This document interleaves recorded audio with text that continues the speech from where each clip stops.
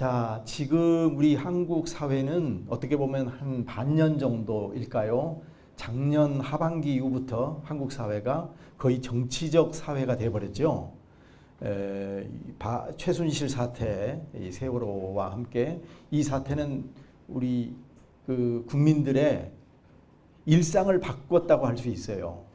근데 문제는 우리가 정치에 대해서 관심을 가지고 정치적 사건에 대해서 이렇게 관심을 표명하는 것과 내가 가지고 있는 기독교 신앙을 정치화하는 것, 내 신앙의 토대 자체를 정치와 연결하는 것은 또 다른 문제인 것 같아요. 그래서 교회와 정치를 서로 분리시키고 서로 교회와 정치는 아무 상관이 없다고 생각하는 사람들 가운데 가장 먼저 첫 번째 문제는 뭐냐면 성경과 정치를 무관하게 생각하는 그런 분들이 있습니다. 대부분 사람들은 성경을 읽을 때 우리의 심령의 구원을 위해서, 우리 내면의 평안을 위해서 이렇게 성경을 읽죠. 대체적으로 보수적으로 신앙을 배웠던 대부분의 성도들은 성경을 사실은 구속사적인 관점에서 읽습니다. 이거 자체가 틀린 얘기가 아니죠. 성경은 하나님께서 이 세상을 향한 구원에 관한 이야기이고 그런 사건이니까요.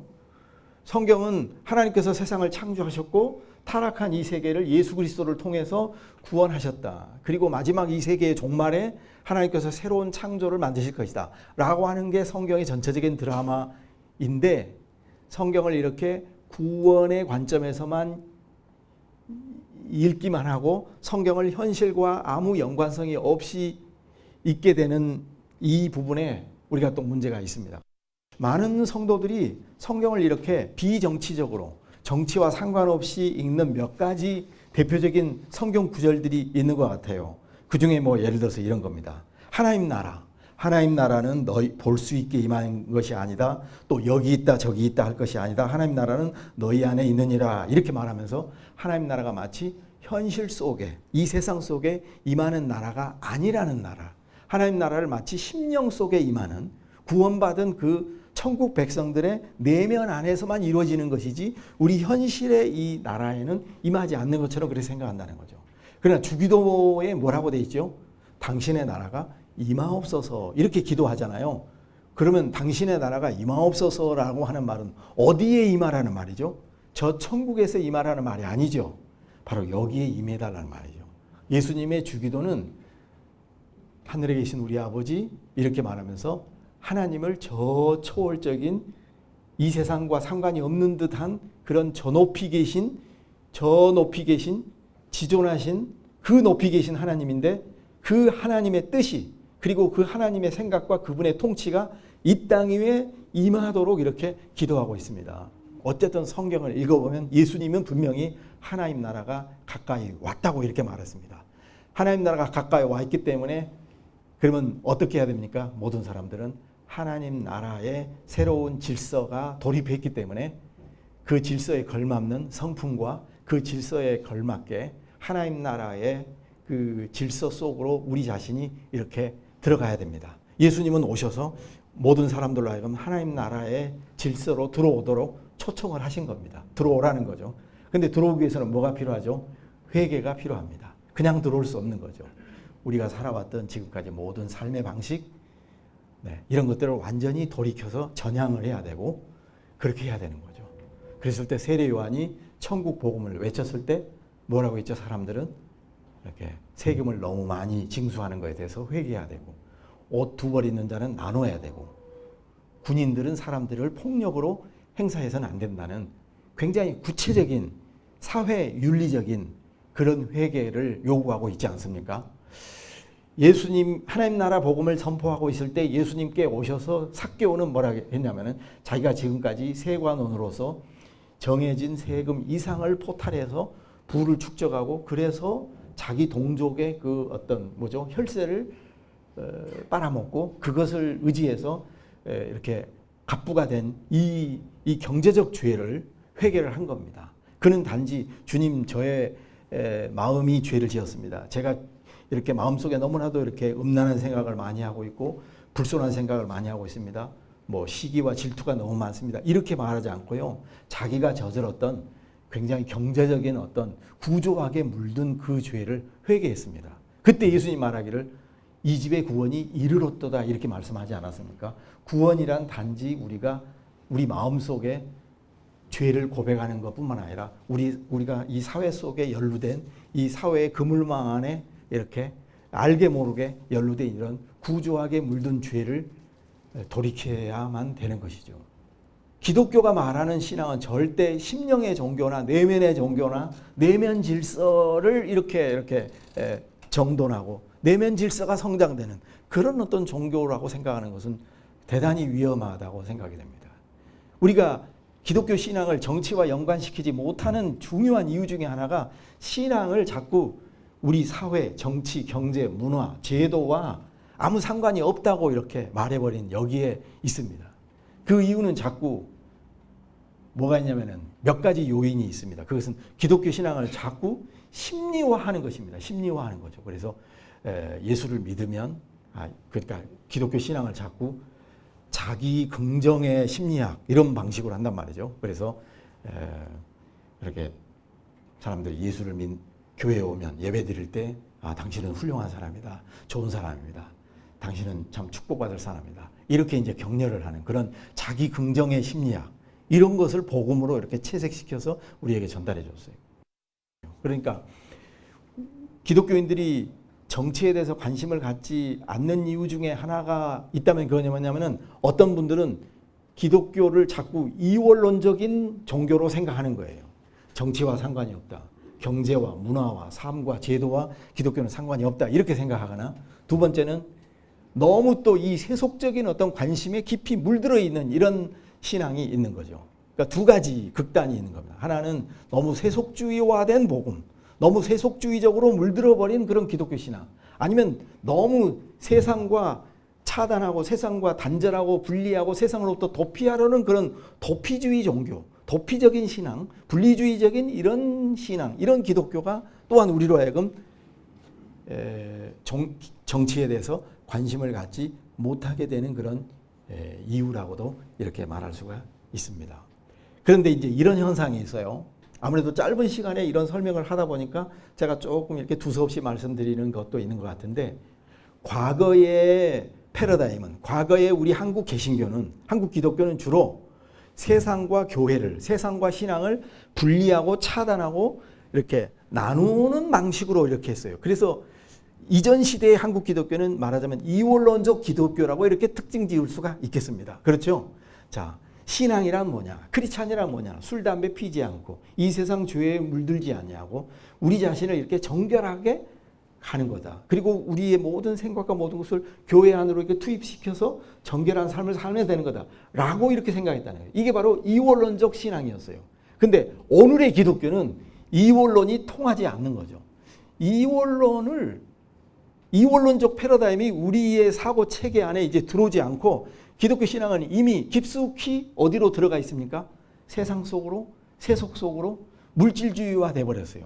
기독교 신앙 자체가 뭔가 과거의 신앙 패러다임은 세상과 좀 더 분리하고 우리 자신을 좀 더 이렇게 거룩한 삶으로, 거룩하다는 말은 좀 더 이렇게 세상과 분리되는 그런 어떤 종교였는데 지금은 뭐냐면 기독교 자체가 이미 너무 세속주의화 돼버렸어요.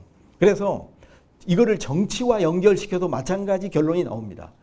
과거에 우리 한국 기독교는 정치와 종교는 분리되어야 된다고 하는 정치와 종교의 분리 입장을 강력하게 고수했지만 한 80년대를 기점으로 해서 아니 그 이전입니다. 이미 한국 기독교는 정치에 깊숙이 관여하게 됩니다. 그래서 지금은 보수적인 신앙인들, 보수적 기독교가 정치에 관여하지 않는다는 이런 도식은 더 이상 성립되지가 않게 되는 거죠. 지금 대부분의 한국교회, 대형교회 지도자들, 한국교회를 대표하는 내노라는 그런 보수적인 종교 지도자들이 정치에 얼마나 많이 개입하고 있습니까? 그리고 정치적 발언을 많이 하지 않습니까? 주일 설교회나 여기에 대해서 강력하게 자신들이 가지고 있는 정치적 견해를 성도들에게 가감없이 얘기를 합니다. 근데 대부분 그들이 말하는 정치관이라는 것은 뭐냐면 한국 사회를 건강하게 좀 더 변화하고 새롭게 하고 그다음에 한국 사회를 좀 더 정의와 공평의 나라로 만들기보다는 우리 사회의 어떤 기득권, 우리 사회의 불평등 구조에 대해서는 이렇게 비판적 발언을 전혀 하지 않고 그냥 이건 하나님 뜻이고 하나님께서 우리나라를 잘 만들어 갈 것이고 우리는 그저 기도할 뿐이다 이렇게 말하면서 사실은 한쪽에서는 이 썩은 정권을 두둔하고 그들을 위해서 축복 기도하고 또 우리는 절대로 정치적 발언을 해서는 안 된다고 이렇게 풀어가고 있다고 하는 거죠. 이 심각한 그런 문제라고 말할 수가 있습니다. 성경은 모세는 하나님의 요구를 받았을 때 바로 왕, 애굽의 그 제국의 왕 앞에 나서서 내 백성을 보내라 했을 때 그 반항하지 않습니까? 저항하지 않고 불복종하고 있지 않습니까? 예. 그 당시에 그 어마어마한 노동력들을 끄집어내어서 탈출하는 대역사가 일어나고 있습니다. 이게 바로 하나님의 구약에서 보여진 아주 커다란 구원의 역사예요. 하나님의 구원 역사는 이렇게 엄청난 혁명적 사건으로 일어나고 있습니다. 절대 도덕적인 순응이나 겸손, 그저 이렇게 순종 이것만이 우리 기독교인의 그런 것이 아니라고 하는 것이죠. 네. 자, 정치가 왜 필요하냐면요. 정치는요, 사실은 정치야말로 기독교인이 이 다른 사람을 사랑하는 그런 최선의 사랑의 방책이기 때문에 그래요.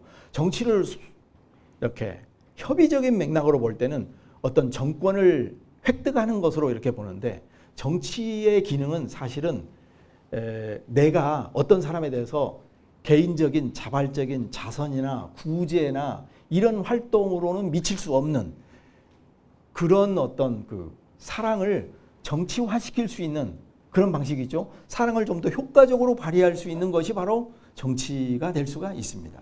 네. 제가 자주 말씀드리지만 여러분 우리가 뭐 서울역이나 대전역 앞에서 노숙자들에게 도시락을 한두 개씩 주는 것은 그것으로 그 사람들의 처지를 바꿀 수 있을까요?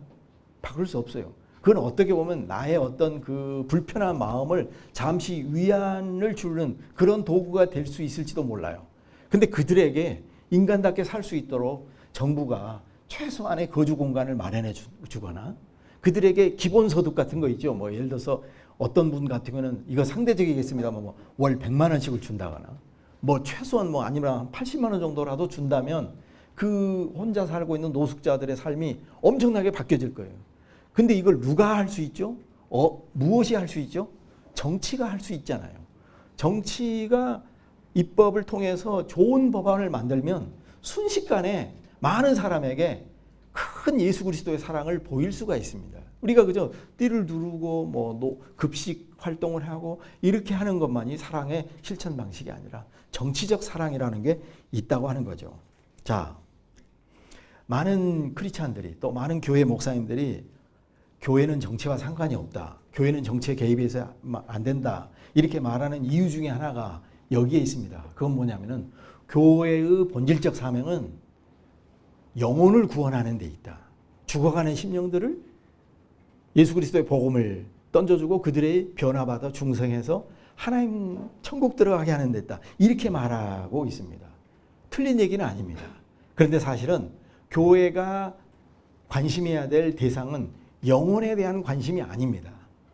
사실은 우리가 교회가 하나님의 사랑을 표현하는 곳이 교회라면 교회가 관심해야 될 것은 그 사람이 처해 있는 영적인 어떤 상태만이 아니라 육체적인 공경에도 관심을 갖지 않을 수가 없습니다. 그렇지 않습니까? 예. 그랬다면 만약에 예수님께서 이 땅에 오셔서 복음을 증거하실 때 영혼만 돌보시지 왜 그들에게 먹을 것을 주시고 왜 그 질병당한 그들의 육체를 건강하게 하시고 이렇게 했습니까?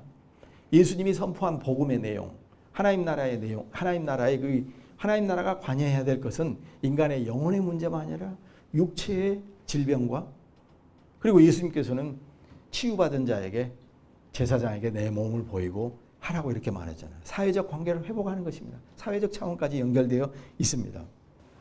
그런데 이 장로교 신앙의 창시자가 되게 보통 칼빈이라고 했지 않습니까? 요한네스 칼빈이라고 하는데 요한 칼빈이라고 그러죠.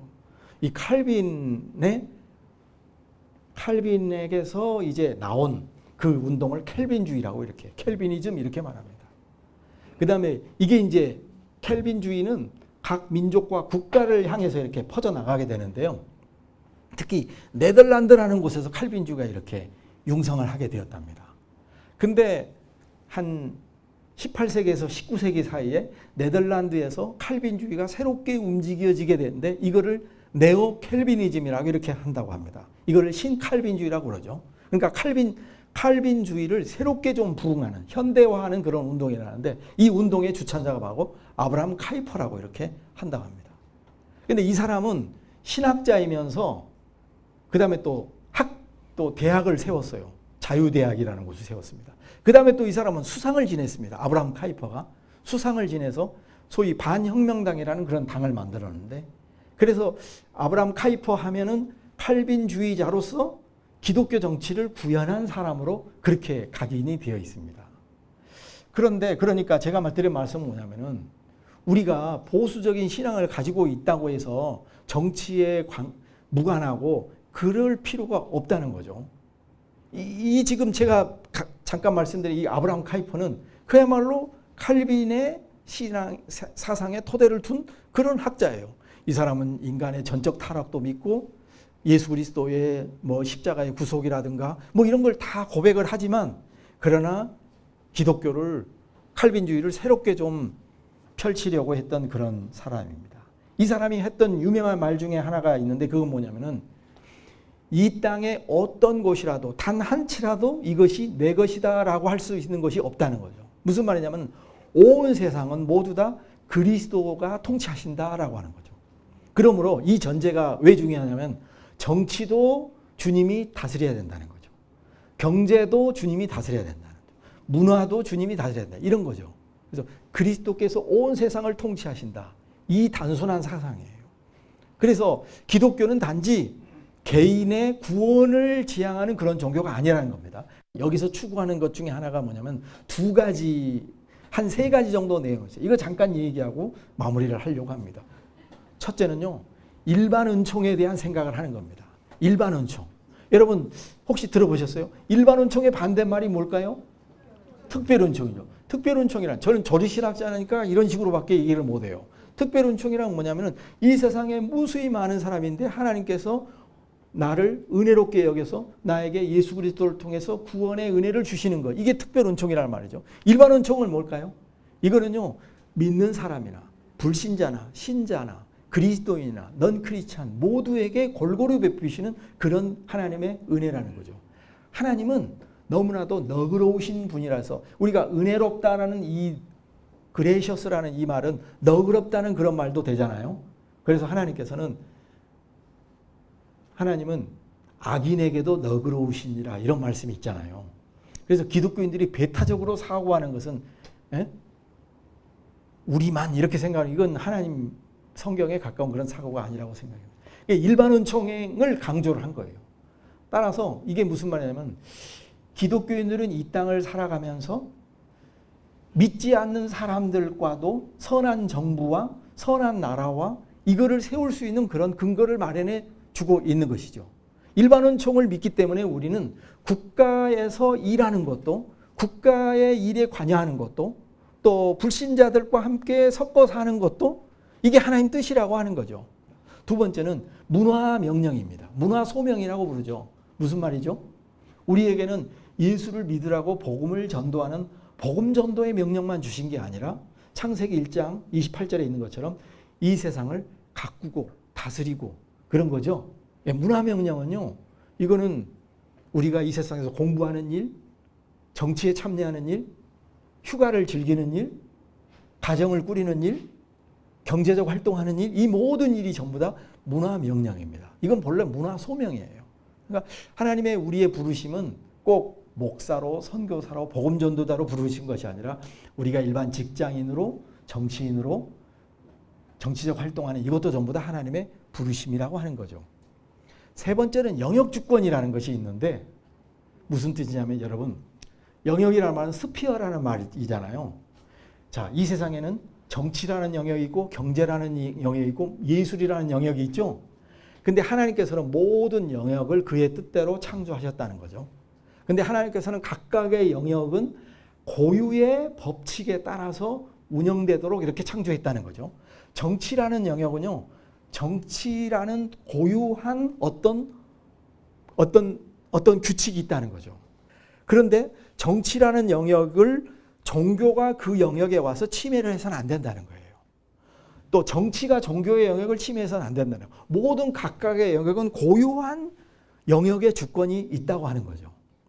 자, 이 얘기를 왜 하냐면은 기독교 정치를 열망하고 추구하는 어떤 분들 가운데는 마치 기독교 정치란 청와대에서 찬송가가 울려 퍼지고 국회에서 조창기 대회가 매일 열리는 이런 것을 생각한다는 거죠.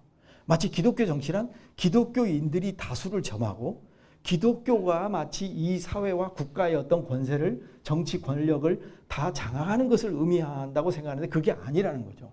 하나님의 뜻은 그게 아니라 정치가 가지고 있는 고유한 법칙, 고유한 가치들이 구현되는 것이 하나님의 뜻이라는 거죠.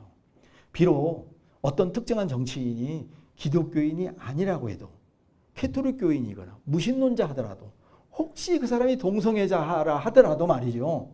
그 사람의 정치적 가치가 적어도 그 사회의 보편적 상식과 이성에 합치된다면 기독교인들은 그를 지지해 줄 수가 있습니다. 우리가 기독교 국가를 만든다는 것은 국가를 교회로 만든다는 게 아니에요. 국가의 교회화. 이게 기독교 정치가 아니라는 뜻입니다. 예? 국가를 교회화하는 것. 이 세상 속에 교회를 설립하고 교회를 만드는 일은 교회의 성직자나 지도자들이 할 일입니다. 정치인들은 할 일은요. 만약 그가 크리스찬 정치인이라면 개인적으로는 그가 어디 가서 기도할 수 있어요. 근데 그가 기독교 정치인이라 해서 기독교 국회의원이라 해서 꼭 국회에서 통성기도를 해야 된다고 고집하거나 모든 기독교인들에게 막 전도를 하려고 한다거나 이것은 국회의원의 고유한 영역이 아닌 겁니다. 그건 개인적으로 하는 거예요. 국회의원의 고유해야 될 그 공적인 영역은 국민의 삶, 이거를 법적으로 입법기관으로서 그 활동하고 이렇게 하는 것이죠. 네. 그렇기 때문에 이렇게 이번에 트럼프처럼 성경을 손에 얹고 미국은 늘 그랬는데 그러나 그렇게 했다고 해서 성경적 정치가 발현되었나요? 아니거든요. 성경을 이용하고 있는 거죠. 최순실 아버지 최태민 기사가 나왔더라고요. 아들이 뭐라고 했냐면 우리 아버지는 정치를 이용한 것뿐이다. 이런 거예요. 기독교가 가장 정치권에 들어가기에 아주 적합한 종교였다는 거죠. 그래서 목사 한 수를 돈 주고 받고 구국 기도단인가 뭐 이거 만들었죠. 이게 전부 다 정치를 이렇게 정치적으로 활용하기 위해서 이렇게 만든다는 거죠. 박정희는 이걸 다 알고도 다 이렇게 활용하기 위해서 허용을 한 거다. 이렇게 말할 수 있습니다. 참된 기독교 정치는요. 성서적 가치와 성서적 원리를 근거로 하되 믿지 않는 불신자들과 믿지 않는 다른 정치 세력과 우리는 얼마든지 연대할 수 있습니다. 근데 그 연대를 할 때는 때로는 그들이 우리 기독교인들이 생각하는 예민한 어떤 그런 부분 있죠. 뭐 할랄 난지에 대해서 뭐 어떠고 이슬람 뭐 이런 거에 대해서 이것이 중요한 것이 아니에요. 그리고 거기에 대해서 막 공포스러운 것을 유포하는 분들이 있는데 사실은 그것은 정보를 더 정확하게 검색해야 됩니다. 뭐 이렇게 되면 우리나라가 갑자기 뭐가 된다거나 뭐 이렇게 불바다가 된다거나 이런 식의 뜬금없는 이야기 많이 하는 분들이 있고 그런 분들은 또 너무 열심히 많아가지고 그걸 막 카톡으로 유포하는 분들이 되게 많아요. 그러니까 그럴 때는 너무 그렇게 설레발치지 말라고 얘기하시고 잘 알아보고 얘기하라고 이렇게 얘기를 해야 돼요. 정치는 협력해야 되고 공생해야 되고 연대해서 선한 기독교적 성서적 가치를 함께 만들어가는 것이다. 이렇게 말할 수가 있겠습니다. 네, 저의 두서없는 강의를 들으셔서 감사합니다.